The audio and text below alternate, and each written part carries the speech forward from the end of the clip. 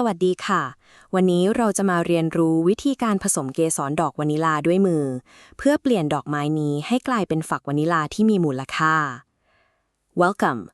The vanilla orchid is a stunning climbing vine that produces the second most expensive spice in the world, and today we are going to learn how to guide these delicate blooms into becoming those highly prized vanilla beans. But there is a biological catch.In its native Mexico, the orchid is pollinated by a specific insect, the Melipona bee. Outside of that region, local bees are completely locked out by the flower's complex, tightly closed internal anatomy. Because the plant's reproductive organs are sealed away, natural pollination simply doesn't happen on commercial farms. Without our direct intervention, every single flower will wilt, fall off the vine, and fail to produce a pod.In 1841, a 12-year-old enslaved boy named Edmund Albius solved this botanical mystery.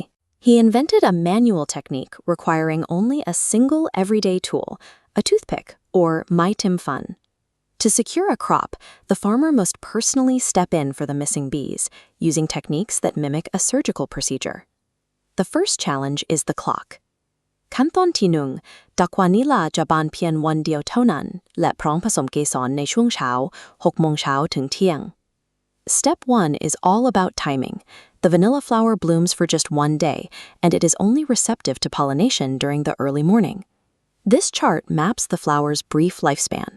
You have a tight 6-hour window from 6 a.m. to noon. After midday, the flower's viability rapidly declines.Since the flowers in a cluster open sequentially over several weeks, you must inspect your vines daily.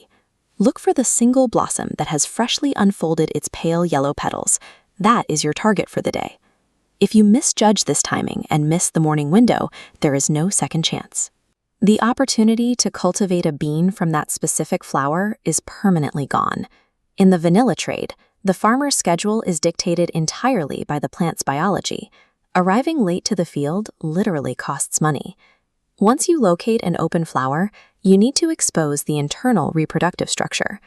ขั้นตอนที่สองฉีกกลีบปากดอกลงมาเบาๆเพื่อให้เห็นแกนเกสรด้านใน Step 2. Gently tear down the lip of the flower to reveal the column inside.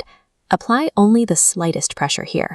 If you use heavy hands, you risk snapping the fragile column or tearing the entire flower off the stem, ruining the pod before you even begin.This diagram shows the anatomy of the exposed column.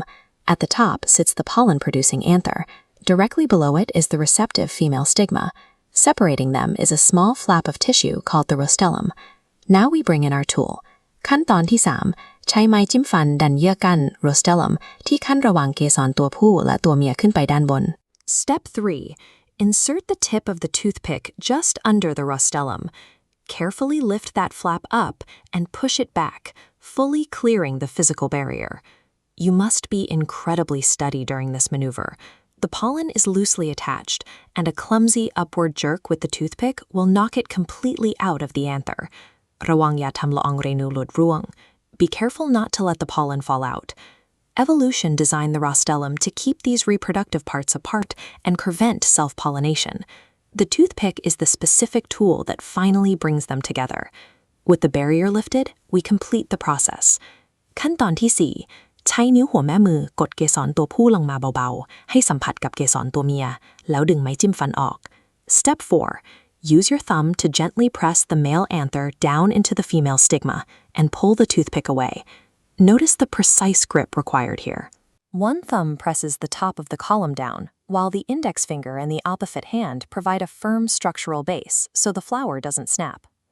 The goal is to perform this in a single fluid motion, pressing the pollen masses firmly against the sticky stigma surface while smoothly withdrawing the toothpick so the flap doesn't snap back into place.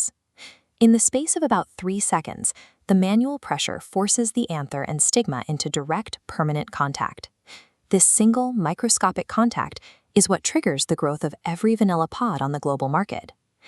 After finishing the morning's work, the results take a little time to show. ภายใน 2-3 สัปดาห์คุณจะเห็นความแตกต่างดอกที่ผสมติดจะบวมและกลายเป็นฝักสีเขียว Within 2 to 3 weeks, you'll see the difference. Successfully pollinated flowers swell and begin forming a green pod. The contrast is stark. A successful attempt yields a thick, elongating green bean at the base of the flower. A failure leaves a yellow, shriveled bloom that soon drops off the stem. When you multiply that individual success across an entire crop, the physical payoff is substantial. You end up with crates brimming with hundreds of thick, green vanilla beans ready for processing. Because the development cycle is strictly biological, you must meticulously log your pollination dates. Those green pods require exactly 9 months of undisturbed gestation on the vine before they reach maturity and can be harvested.